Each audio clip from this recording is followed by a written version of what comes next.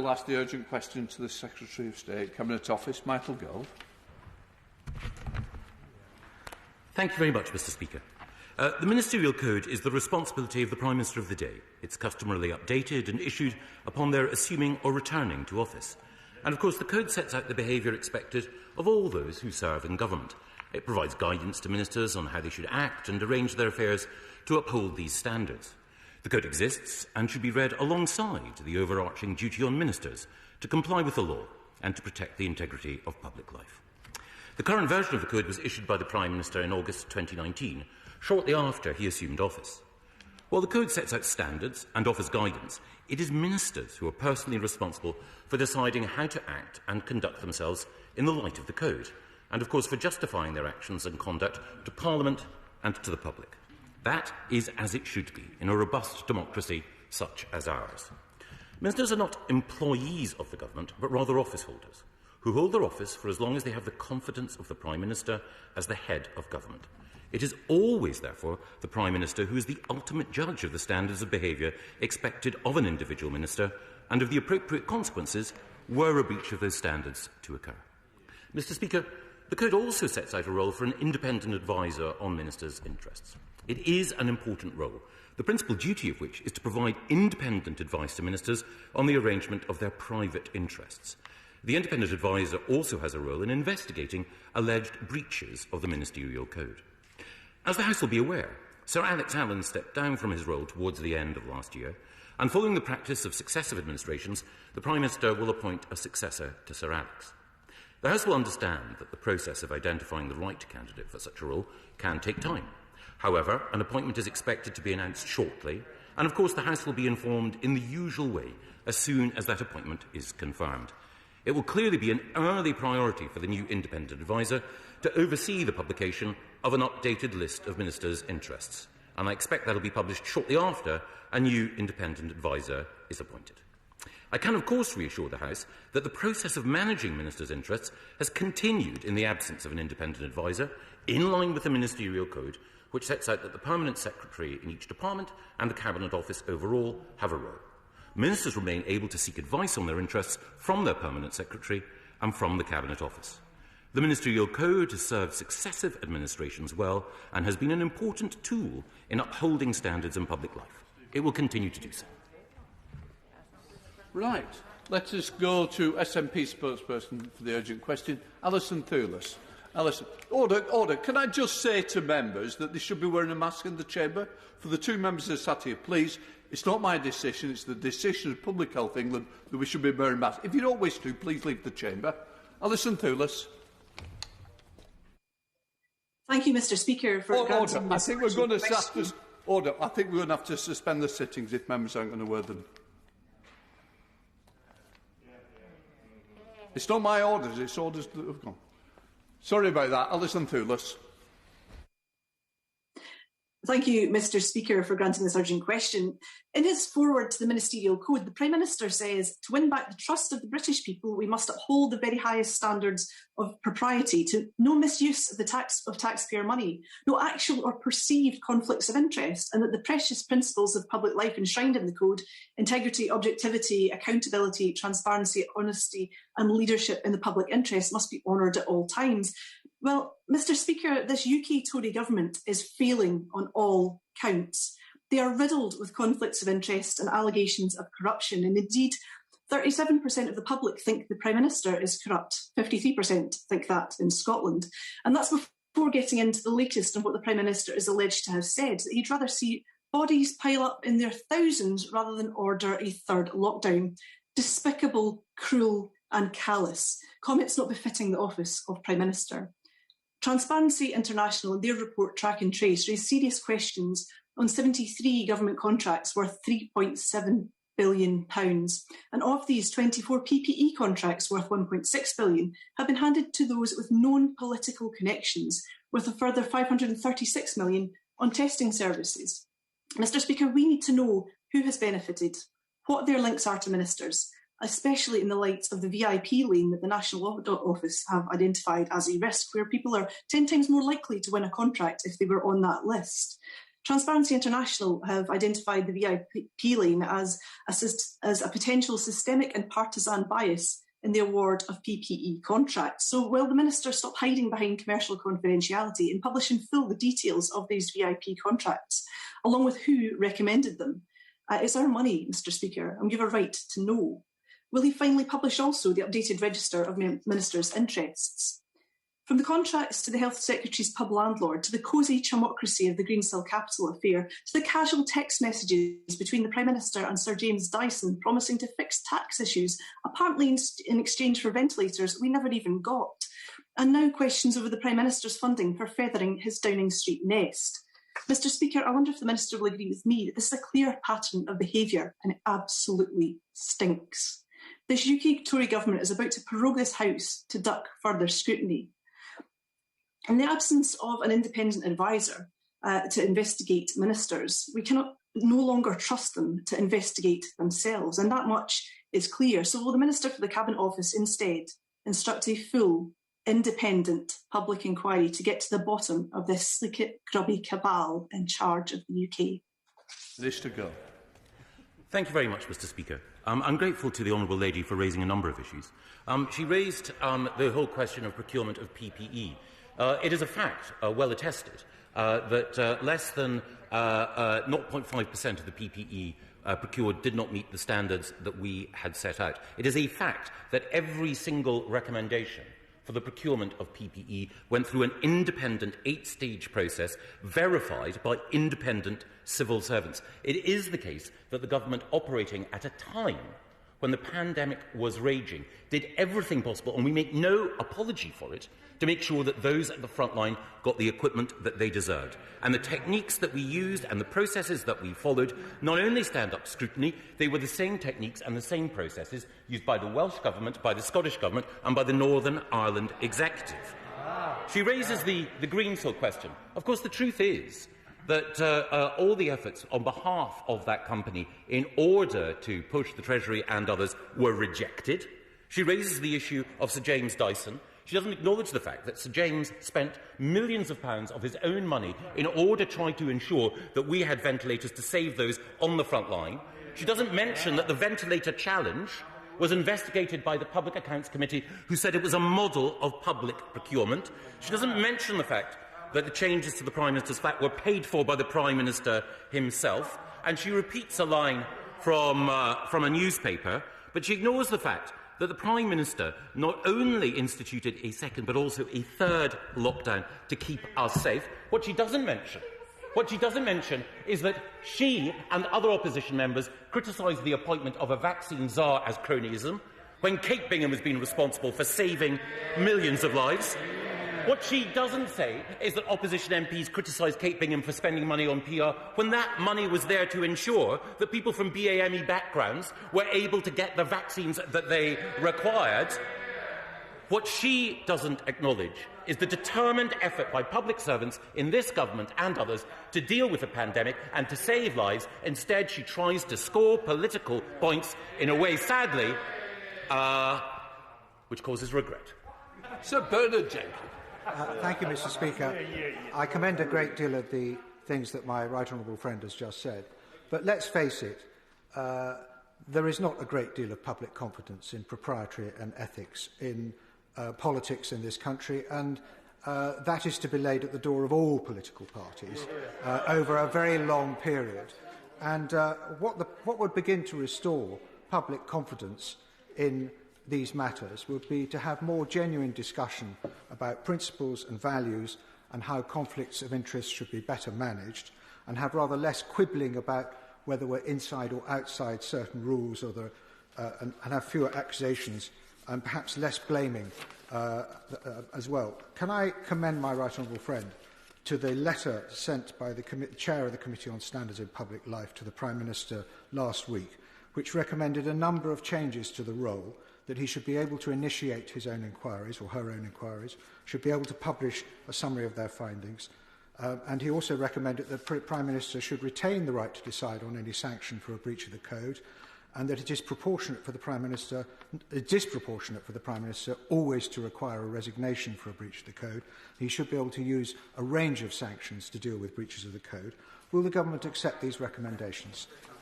Well, my right honourable friend makes a characteristically thoughtful series of points, and as a former chairman of the PACAC Select Committee and as, of course, current leading Select Committee chairman in this House, I think the points that he makes are certainly points that we should reflect on. It is the case that the process of holding ministers and others to account is always an evolutionary process. We should look at thoughtful recommendations such as those that have been made by Lord Evans and others, and consider what more can be done. But I think it's important to stress that this government has already introduced a series of changes in order to ensure greater transparency in public life. But, of course, we always seek to do better. We now come to Shadow Minister Rachel Reeves. There must be no bullying or harassment, no leaking, no misuse of taxpayers' money, and no actual or perceived conflicts of interests. These words are from the Prime Minister's foreword to the Ministerial Code. I don't know whether he believed them when he wrote them, but he's certainly trampling all over them today. The Prime Minister is now corrupting the standards of public life expected in high office. And as he dodges questions and tries to cover up payments for the luxury refurbishment of his flat, feathering his own nest and possibly breaking the law through undeclared loans. Now, as for leaks, we are seeing the pipes burst with a sewage of allegations. Mr. Speaker, they say that the fish rots from the head down. Well, there is a reason why there is no independent adviser on ministerial standards, and there is a reason why the government won't publish the long overdue list of ministerial interests. And that reason is because the Prime Minister hasn't wanted them. This is a Prime Minister who would rather let the bodies pile high than act on scientific advice. Mr. Speaker, they are not bodies, they are people, they are loved ones, and they are deeply missed. So can I ask the Minister to engage with the issues at hand? When will the Government publish the register of Ministers' financial interests? Who paid the invoices for the Prime Minister's flat refurbishment in the first place, and when were those funds repaid? And when will the review by the Cabinet Secretary into this fiasco be complete? When will the vacancy for the independent adviser on ministerial standards be filled? And will they given the powers, as the Right Honourable Gentleman has said, to trigger independent investigations as recommended by Lord Evans? And finally, will the Minister apologise for the stomach-churning comments that have come out today and urgently announce a public inquiry into the government's handling of the pandemic? Because this is all about conduct, character and decency. And frankly, our country deserves an awful lot better than this. Well, I'm grateful to the Honourable Lady for her questions, and as ever, she raises a number of significant issues. On the whole question of the number 10 Downing Street refurbishment, I think it's important to stress that previous Prime Ministers have used taxpayers' money in order to refurbish number 10 Downing Street. In 1998 to 1999, in real terms, the then Prime Minister spent £73,000 in that year of taxpayers' money on refurbishing Downing Street. Between 2000 and 2001, £55,000. Then again, 2007, 2008, £35,000. All taxpayers' money. This Prime Minister has spent his own money on refurbishing Downing Street. And I think that is a distinction that the Honourable Lady should pay close attention to. The Honourable Lady also suggests that the Government did not act on scientific advice in dealing with this pandemic. I hope she'll reflect on those words and recognise that is completely wrong. This Government, as I pointed out, has initiated not just a second but a third lockdown in response to medical and to scientific advice. And this Government, working with doctors and with scientists, has ensured that we have had the fastest vaccine rollout in Europe, and that we have also developed many of the therapeutics and many of the tools necessary to ensure that those who are suffering in pain at last receive relief. And of course, the ventilators that this Government played a part in procuring are now helping to save lives in India. And of course, the Honourable Lady is right to say that we should appoint an independent adviser on ministerial interests as soon as possible. But as I mentioned earlier in my statement, That appointment is due within days, and that independent adviser will have the freedom to carry out their role in exactly the way that they should. Scrutiny is always welcome, but it is also the case that, as the Honourable Lady should point out, or should recognise, that scrutiny should extend beyond those who are our political opponents and also to the parties that we ourselves are leading or members of. And I can only quote from the Times at the weekend, when one of their columnists talked about, quotes, our only proper bit of suspected corruption in this country in Labour-run Liverpool. The allegations have got everything. Dubious contracts, records created retrospectively, discarded in skips or destroyed altogether. She must look at the beam in her own eye before criticising the mote in others. On Penrose.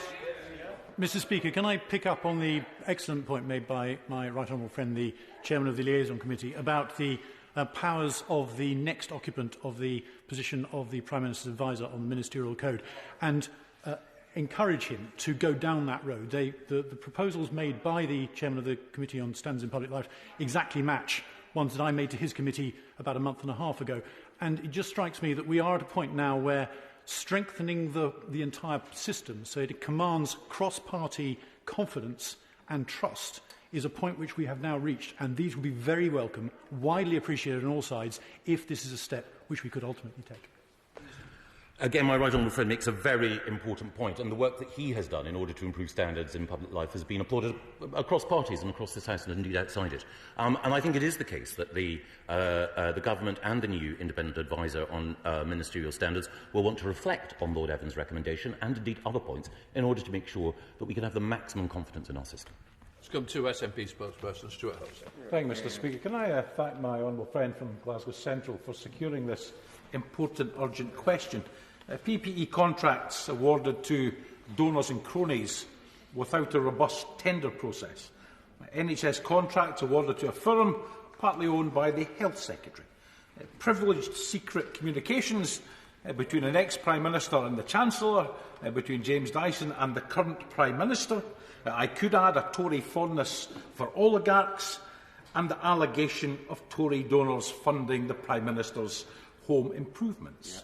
And there's no point in the Minister sitting there, part bombast and part Teflon Dawn, hoping this stench of cronyism will simply pass. It's far too late for that. So let me ask, when did this government judge that integrity, probity, transparency and the Ministerial Code were obstacles to be overcome rather than principles to always be adhered to?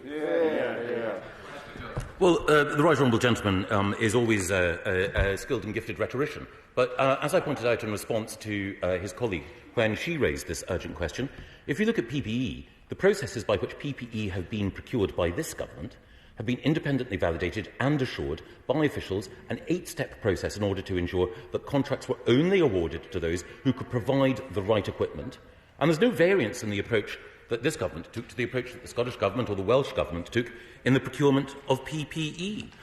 He talks about a Tory fondness for oligarchs, and he makes reference to text messages and so on. Well, I can only point out that our mutual friend, the Rural Economy Secretary in the Scottish Government, dined with Mr Lex Greensill and Mr Gupta in, I think, one of Glasgow's finest restaurants. If there is a particular fondness for dining with oligarchs, it is not the preserve of any one individual or party in this House, I might point out. And as for suggesting that the Ministerial Code is something to be got round or overlooked, and suggesting that propriety might be something that needs to be looked at, I would simply refer him to the report of the Independent Committee of the Scottish Parliament into the investigation into the former First Minister. If people want to see a story of obstruction, obfuscation, prevarication and a waste of taxpayers' money, they can find it there. Thank you, Mr Speaker. Constituents are sick and tired of this endless tittle-tattle. They just want their lives to go back to normal, which is what this government is helping them achieve. They couldn't care less about the Prime Minister's cushions or his curtains. Minister, when will we have an opposition that cares about the actual priorities and not who the Downing Street decorators are? Well, My honourable friend makes a very important point. It does seem sometimes as though the opposition and some critics are more concerned about the world of interiors than the real world in which the rest of us live. And the really important thing is that we welcome scrutiny when it is there to ensure that we are serving the public. So it's quite right that there should be scrutiny over how we respond to the pandemic. It's quite right that we should resolve to learn lessons from everything that this government has done. But it is also right for those who are in this House, who have the opportunity to scrutinise the way in which taxpayers' money is spent, to look effectively at the delivery of public policy rather than necessarily seeking to make partisan points. Lyra Hobhouse. Lyra. Thank you, Mr. Speaker. The Minister has just said public scrutiny is always welcome. So instead of all these reports relying on leaks in the newspaper and on accusations on Dominic Cummings' blog, doesn't the Minister agree that the best way forward would be to get all the facts straight, an independent public inquiry into the government's handling of the pandemic, and will he urge the Prime Minister to go ahead with it without delay? Well, I think the Honourable Lady makes a very fair point. I think we do need, in due course, an independent public inquiry into dealing with the pandemic, but I think it's important that we concentrate now on the successful vaccine rollout, on making sure that the roadmap and the lifting of restrictions to which so many people are quite rightly looking forward is in place. There will be time for an independent public inquiry, and there will be lessons to be learned. Mistakes have been made, but I think it's important that we concentrate now on making sure that our economy is restored to health, that public services get back to the level that they should be, and also that we deal with this virus once and for all. Simon Fell. Thank you, Mr. Speaker. There's no doubt that the allegations made by the Honourable Member for Glasgow Central are serious, but there's also very little doubt that we work in a profession where claims and counterclaims are often made with scant reliance on evidence. Transparency and openness is really important to retaining the trust of this House and the people who put us here. So with that in mind, can my right honourable friend confirm that any donations and benefits given will be returned and made open and transparent through the regular processes? My honourable friend makes an important point, and it is the case that all of us have a responsibility to declare political donations. There is a clear means of doing so, and I know that all donations received by all politicians in this House will be declared appropriately. Let's go to Dame Margaret Hodge.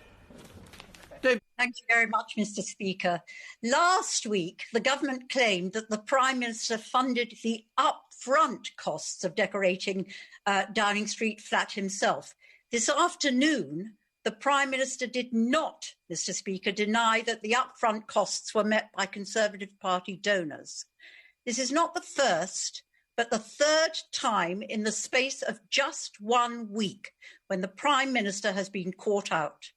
How many more times will government ministers accept that their leader, our Prime Minister, has misled the public, the press and Parliament before they declare him unfit for office? Unintentional. Minister Gould. Well, I have enormous respect for the Right Honourable Lady, a brave and courageous fighter for many causes and a very, very distinguished former Select Committee chairman. But I think the specific allegation she makes against the Prime Minister she may wish to reflect on the broader point of substance that she raises. As I pointed out earlier, the Prime Minister paid for the costs of renovation. Declarations are properly made about political donations, and indeed the Cabinet Secretary pointed out when being questioned by the PACAC committee earlier that he is making sure that everything that was done in accordance with the rules. Jacob Young. Thank you, Mr. Speaker. Can the Secretary confirm that this Conservative government has taken more steps to reform and regulate lobbying and public procurement than any previous Labour government, and it was indeed the case that at the last general election the Labour Party intended to scrap the same lobbying law that they now want to strengthen? Does this not show the hypocrisy of Captain Hindsight? Absolutely right. Yeah, my honourable friend is absolutely right. I don't know why they're making a noise on the other side. It was the case that this government banned the use of taxpayers' money for Quango lobbying. It banned taxpayers' money being used in grants for other organisations lobbying. It introduced a statutory registrar of lobbyists, and it's also had transparency measures, which we've introduced, on government spending, government salaries, government contracts, government tenders and government meetings. And he's quite right. The party opposite said that they wanted to scrap that legislation as well. Now, it's for the party opposite to justify to people in Redcar and Hartlepool why it is they want to scrap lobbying regulation, and it will be interesting to hear that conversation on the doorsteps. Let's go to Howell Williams. Howell. Thank you, Mr. Speaker. In PMQs 2 weeks ago, the Prime Minister agreed with me that politicians must not lie. This is vital to the credibility of the Ministerial Code. But a host of recent events, including the Prime Minister's reported comments regarding lockdowns, raise serious questions about the government's adherence to that very Ministerial Code. Is he confident that his answers today are sufficiently comprehensive and sufficiently robust to lay these matters to rest? Yes. Right, let's go to Bob Stewart. Thank you, Mr. Speaker. I read through the Ministerial Code this morning. It took me longer than most members because I'm slower. But I could see absolutely nothing in that that would make me think the Prime Minister's done anything wrong. So why don't we leave it to the system to investigate this matter, if there's a requirement for it, rather than dance to the tune of a media frenzy? Well, my honourable friend is an officer and a gentleman, and he puts the point very well. There are tried and tested procedures and principles in order to make sure that ministers and others in this House behave in an appropriate way. Judgments can be made, of course, by all of us in a democracy. And the final thing that I would say is that his reading of the Ministerial Code this morning may, of course, be a prelude to him being appointed as a minister in due course, but I cannot further speculate on these matters. Let's go to Caroline Lucas. Caroline. Thank you, Mr. Speaker. Contrary to what one government minister said at the weekend, concerns about the Prime Minister and the Ministerial Code are not tittle-tattle. People care deeply about this, which is why Peter Stevanovich's video on the Prime Minister's relationship with the truth has been viewed nearly 13 million times on social media. So my question is this. If the Ministerial Code says that any inadvertent error should be corrected at the earliest opportunity, what should be done about systematic, deliberate errors? And if, as seems to be the case with our archaic and dysfunctional rules, it is the Prime Minister himself who decides whether the Ministerial Code has been broken, should we really be trusting this one to mark his own homework? Or should the whole system not be urgently revised? Well, the Honourable Lady makes a number of important points. I think the first thing that I would say is that she's absolutely right, that the public do have a right to expect that those who are responsible for discharging government duties and spending taxpayers' money do so in a way that's consonant with the public's values. That's absolutely right. And she also makes a broader point about the need always to review the mechanisms of scrutiny to which government are subject. As was pointed out earlier by the member for Harwich and North Essex, and also by the member for Weston-super-Mare, there is an opportunity to look, again, with the appointment of a new independent advisor on ministerial interests, on how that role, and indeed perhaps other roles, can be strengthened if necessary. Let's go to Craig Whittaker. Craig. Thank you, Mr. Speaker. Whilst these matters should always be open and transparent, one can only muse at what other world leaders think of the UK Prime Minister having to pay for his own refurbishment and additional tax for the benefit in kind, and of course the personal payment for the running costs of the flat we insist he stays in. Surely my right honourable friend agrees with me. The ridiculous situation here is why our Prime Minister should be paying anything at all personally, unlike other world leaders, when it is us, the taxpayer, who demands they live above the shop. My honourable friend makes a very important point. And it is the case that there are existing trusts that are responsible for looking after Dorneywood and Chequers, where Labour and indeed Cheating, where Labour, Liberal Democrat and Conservative politicians have used those facilities in order to discharge their duties. And Downing Street is a working building. and it is appropriate, as has been the case in the past, as I referred to earlier, that there is some public money which is allocated in order to ensure that the Prime Minister and others who work in that building can perform their duties as appropriate. Of course, when we're spending taxpayers' money, we must have a care. We must recognise that this is money which is entrusted to us. But of course, when it comes to government buildings, particularly government buildings like Downing Street, there is a role for public funding in making sure that they function effectively on all our behalves. Let's go to Geraint Davis. Geraint? In which case, let's go to Jack Merriton. Jack, it's the best speaker. Does my right honourable friend agree that if the leader of the opposition was really serious about tackling corruption, he would start by cracking down on the Labour government in Wales, which handed out NHS contracts worth more than £650,000 to a Labour activist without any kind of competitive tendering process? Shocking. Well, I'm very grateful to my honourable friend for bringing that case to my attention. I wasn't aware of it, but I am sure that the Leader of the Opposition and others will want to make sure that all the correct procedures have been followed. Let's go to Tamnajit Singh Desi. Thank you very much. Mr Speaker, whether it's the Prime Minister's luxury refurbishment of his flat, day after day, more sordid, sleazy details are unearthed about this incompetent Conservative government, which is now, frankly, becoming an embarrassment for our nation, given the billions wasted on crony COVID contracts. Tory donors have been profiteering at the British taxpayers' expense in the midst of widespread public misery. So can the Secretary of State inform the House why is he delaying the public inquiry into the handling of the pandemic so that we can all ascertain for ourselves just how many ministers have broken the ministerial code by texting or handing out government contracts to their Tory chums?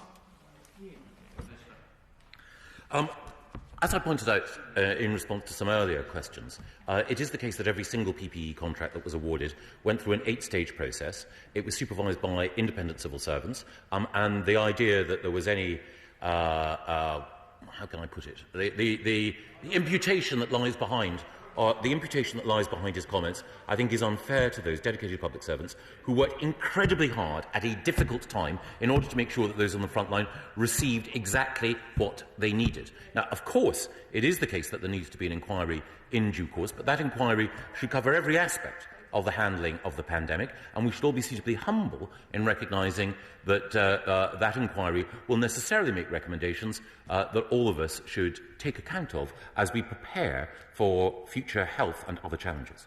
Thank you, Mr Speaker. Can my right honourable friend confirm that all ministers, both at the Treasury and at BEIS, followed the Ministerial Code in all of their dealings with Greensill Capital?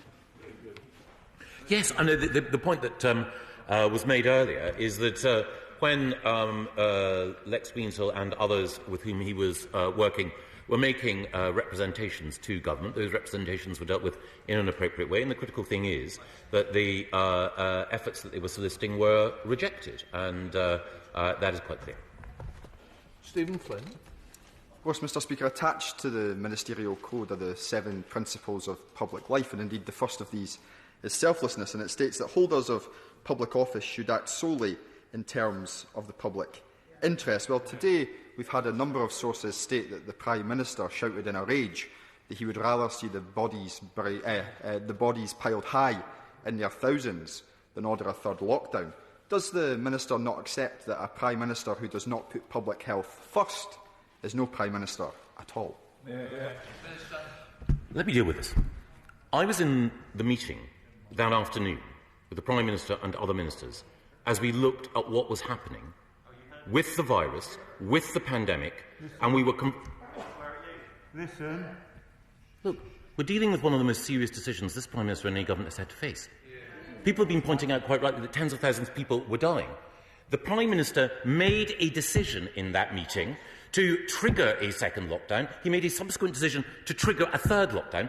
This is a Prime Minister who was in a hospital himself, in intensive care. The idea that he would say any such thing, I find incredible. I was in that room. I never heard language of that kind, and I'm afraid that the honourable gentleman, by seeking to make the points in the way that he does, I think diverts attention from the fact that so many people who have been affected by this pandemic rely on the government, the NHS and others to strain every sinew.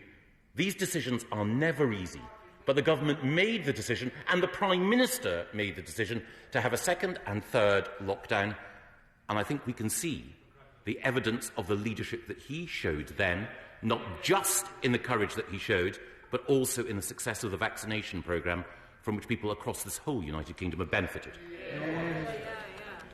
Mr. Speaker, does my right honourable friend agree that people in glass houses should not throw stones? And does my right honourable friend also agree that there is an election next week and the party opposite are behind in the polls and they have chosen to wheel out a mantra from 20 years ago that they thought worked then and perhaps works now? And if we're talking about wheeling out glass houses, may I mention the member under criminal investigation for fraud, the Liverpool mayor arrested for fraud, and a past Labour Prime Minister who pocketed millions from advising big businesses and foreign governments. Well, my honourable friend makes an important point, and I think it is this, that we all have a responsibility to learn lessons, learn from the past, do our best to make sure that we collectively maintain high standards in public life, acknowledge that there are human frailties in individuals who represent all of the parties in this House, and do our very best to learn from the past. Mr. Speaker, does the Minister know the identity of the person who gave the Prime Minister the money to pay for the refurbishment of the Downing Street flat? Either he doesn't know, in which case he shouldn't be at the dispatch box saying there's no problem at all, or he does know, in which case he should just tell us what the name is. Can he do that now, please? Well, the person who paid for the renovations in the Downing Street flat was Boris Johnson. Andrew Griffith. Online. Andrew Griffith. Right honourable friend agree that this UK government is almost painfully transparent by any yardstick, and that while sessions such as this may be an inevitable part of the disinfecting oxygen of publicity, it is a bit rich for the honourable member for Glasgow Central to raise concerns when they want the UK to rejoin the EU, a body which hasn't had its audit signed off for decades. Minister. My honourable friend makes an important point. You know, the governments of all stripes can always do better, but I think it is fair to say that over generations and across parties, that there's been a determined effort by our Prime Ministers to do everything they can in order to make sure that our democracy stays healthy. Of course, Prime Ministers in the past have made mistakes, but I think it's important that we recognise that overall, we can have confidence in institutions like this House of Commons to hold them to account. Let's go to Andy Slaughter. Andy. Thank you, Mr. Speaker. The Minister has a specific duty to ensure transparency in government through the Freedom of Information Act. Is he concerned that Transparency International last year identified 9 unremedied breaches of the Ministerial Code? Why is information withheld in government FOI responses more often than not? And is he still running his FOI clearinghouse to delay and filter FOI responses? Well, the Freedom of Information Clearinghouse, sadly, is not mine. It was set up under a Labour government. So it's a Blairite inheritance. And what it exists to do is to make sure that freedom of information responses are effectively coordinated and that we do everything we can in order to make sure that we comply with the terms of that legislation. But, of course, one of the points about the freedom of information legislation is that there needs to be a safe space for frank advice to be offered by officials to ministers, and it's important for the good conduct of government that that safe space remains. Let's go to Danny Kruger. Danny. Thank you, Mr. Speaker. We do need to get the system of regulation and accountability right. But I echo the point made earlier by my right honourable friend, the chairman of the Liaison Committee, that most of all we need a culture of values and public service to run through what ministers, ex-ministers and officials do. We'll never write rules so perfect that people don't have to make judgments about who they see and what they do. But to shore that up, we really do need a culture of transparency. So will he confirm that the independent review into the Greensill affair will have full access to all the documents and to all the decision makers involved? Yes, my honourable friend makes a very good point, well, to you actually, about the importance of culture complementing rules, but also about the review that's being undertaken by Nigel Boardman. Nigel Boardman will be given all the details he needs about any contacts between individuals within government and those acting on behalf of Greensill. Thank you very much, Mr. Speaker. The Cabinet Office Secretary says that he welcomed this question today, and for once I actually believe him, because there's nothing that he likes more than seeing the remaining shreds of the Prime Minister's credibility for probity being blown into the winds. But we know that he will look forward to an opportunity to finally get his own head down in that lavishly furnished apartment above number 10 Downing Street. So can he tell us, when we come to the next Conservative Party leadership contest, and once again he'll be persuaded to put his hat in the ring, is he really saying that the way that this government has operated is acceptable and is the way that we should really expect a government to operate? Is he really able to say that? Yes. Right, in which case, let's go to Anthony Higgins. Thank you, Mr. Speaker. In the last 12 months, honourable and right honourable members from both sides of the House have stood up and made sure that offers of support from local businesses have reached ministers at the right time in the right way, because that's how we've supported people across the country. So would my right honourable friend agree that doing that and making sure those offers got to the right place at the right time has been an important part of getting PPE and ventilators and vaccines to people across the United Kingdom when they needed them most? My honourable friend is absolutely right. The government was operating, as all governments were, to be fair, in difficult circumstances, with a clear demand that we do everything possible to source PPE. And, as has been pointed out, the overwhelming majority of the PPE that we sourced was sourced in a way that was rigorous, so that the equipment was fit for purpose, and so that those at the front line could benefit. Let's go to Jamie Stone. Jamie. Thank you very much, Mr. Speaker. I wonder, does the Secretary of State agree with me that a version of a ministerial code should apply to the leaders of new political parties who might possibly be receiving payments from the arms of overseas governments who don't hold dear to their heart the best interests of the United Kingdom? I don't want to embarrass the honourable gentleman too much by saying that almost every time he asks a question or makes a point in this House of Commons, I think how lucky his constituents are to have him as their Member of Parliament. And I think even though we disagree on many issues, he puts his finger on an important point of public scrutiny at this time as people decide how to cast their votes. Thank you very much, Mr. Speaker. Does my right honourable friend agree with me? There's only one party in this House that stands guilty of ignoring votes in a parliament to which it's responsible, that withholds legal advice, that spends thousands of pounds trying to cover its backs in a botched court case, and its leader has been found guilty by a cross-party committee of that parliament of misleading that parliament. Not this party, but the party of the honourable lady who brought this question today, the Scottish National Party, the real cosy sleepy cabal that's running Scotland at this time. Well, I couldn't put it better myself. But what the surprising thing is, where are the SNP's MPs now?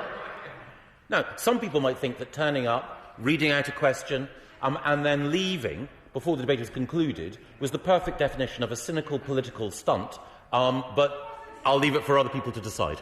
Let's go to Drew Hendry. Drew. Thank you, Mr. Speaker.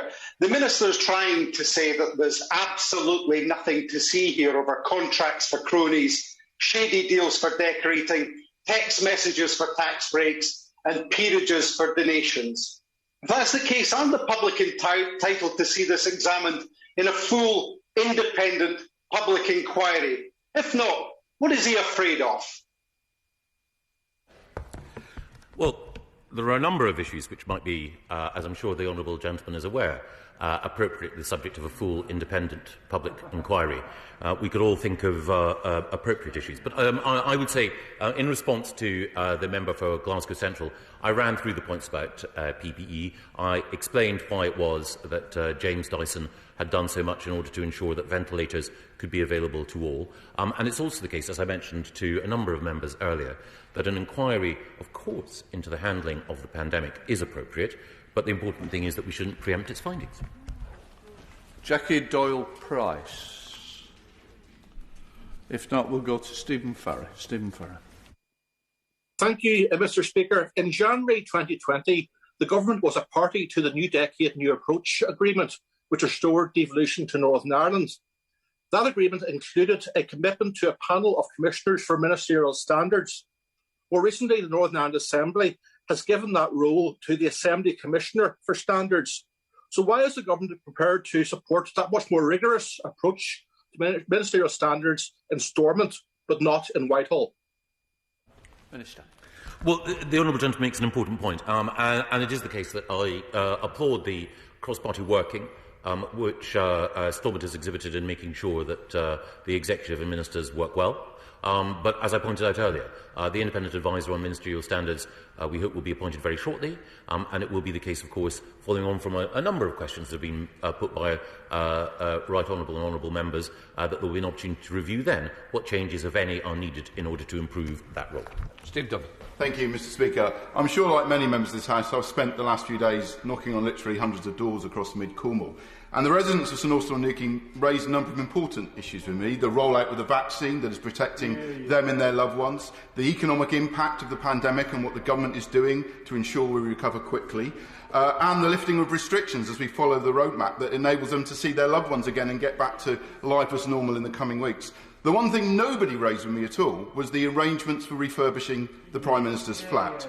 So can my right honourable friend assure me that the Prime Minister and this government will remain focused on the things that really matter to the people of this country, which is getting through this pandemic and getting back to life as normal as quickly as possible? He's spot on. Today I had meetings on the vaccine rollout, on making sure that our justice system operates more quickly after the pandemic, on making sure that we can deal with the backlogs in the NHS as a result of elective operations having to be put aside because of the pandemic, and also looking at how we can ensure that the educational opportunities of our young people, again scarred by the pandemic, are restored. Now, I think, others may disagree, that those are all more important issues than curtains and soft furnishings. But I leave it to others to decide. Let's go to Dame Angela Riedel. Dame Angela. Thank you very much, Mr. Speaker. Dominic Cummings has described the Prime Minister's plans to get Tory donors to pay for the lavish refurbishment of the Downing Street flat as, and I'm quoting, unethical, foolish and illegal. So either the Prime Minister's former chief advisor is a liar and a fantasist, or the Prime Minister is not being entirely straightforward with the House or the country. Which is it? Minister. As someone once said in a different context, recollections may vary. Mr. Speaker, now the question today relates to the Ministerial Code and, of course, to government ministers, but has my honourable friend reflected on the fact that while the honourable lady was asking her questions, a number of her own front-bench colleagues are under the direct employ of prominent and well-known lobbying companies? Yeah. Does he agree with me? If we are to look at the Ministerial Code, we should also look at the rules governing shadow spokesmen? Yeah. Well, that seems to be an important point and one for the House to consider. Kevan Jones. Thank you, Mr. Speaker. In reply to my honourable friend, the member for Leeds West, the Minister made a virtue that the Prime Minister had paid for the refurbishment of the Downing Street flat. Now, there's been several weeks of speculation about this, and it was only last Friday that Downing Street confirmed that he had. So, could the Minister clarify, did the Prime Minister pay the original invoices for this, or did he reimburse the donors who donated money allegedly to this fund, or to the Conservative Party? Minister Gove. As I pointed out earlier, the Prime Minister paid for the renovation of the flat.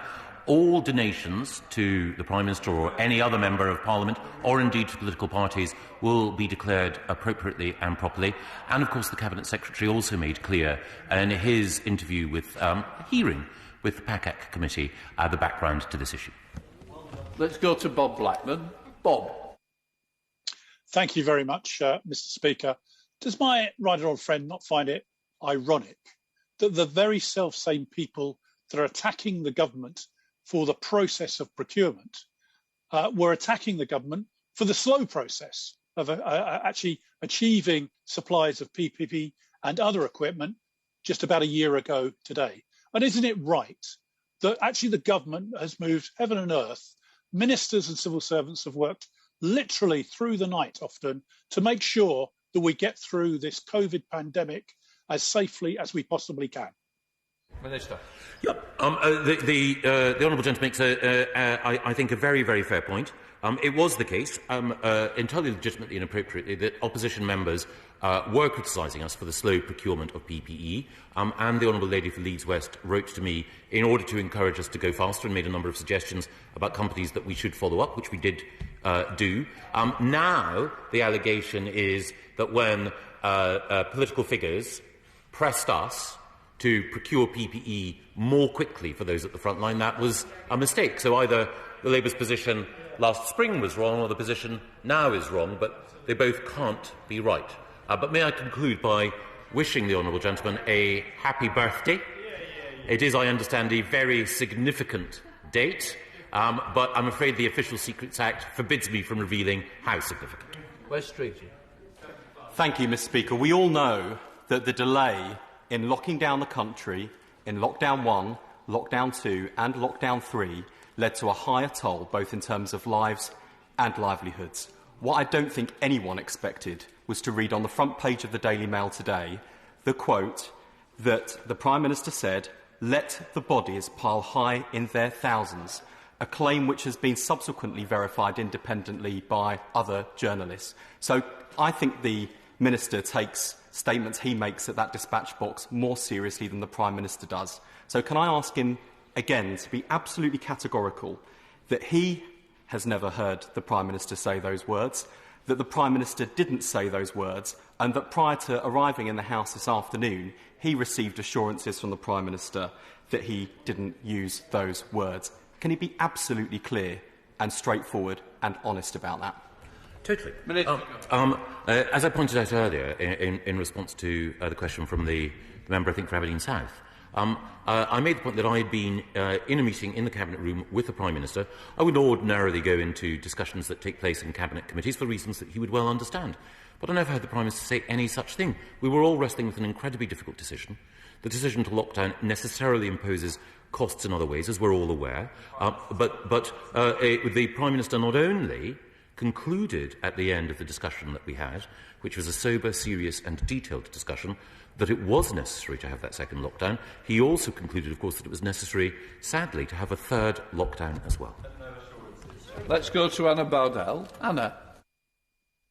Thank you, Mr. Speaker. According to Opinium for the Observer, 53% of people in Scotland think that the Prime Minister is corrupt. Whether it's COVID contracts for his cronies, peerages for his pals, or tax breaks over text, the Prime Minister is leading a government that is rotten to the core and fast losing public trust. Any healthy democracy must have leaders with credibility. So will the Minister do the right thing, ensure a public inquiry happens and recognise that people in Scotland have a right to decide their own future, a future free from Tory sleaze and corruption that they did not vote for? Minister Gove. Well, I think we're grateful for that party election broadcast. I think the most important thing to stress is that on each of the detailed questions raised, quite understandably, by our honourable friend, the member for Glasgow Central, I explained the position, and it is not as the SNP would wish it to be. Let's go to the final question with Rachel Hopkins. Rachel. Thank you, Mr. Speaker. We've seen a growing divergence between what government ministers say in public and their true intentions that they share in private.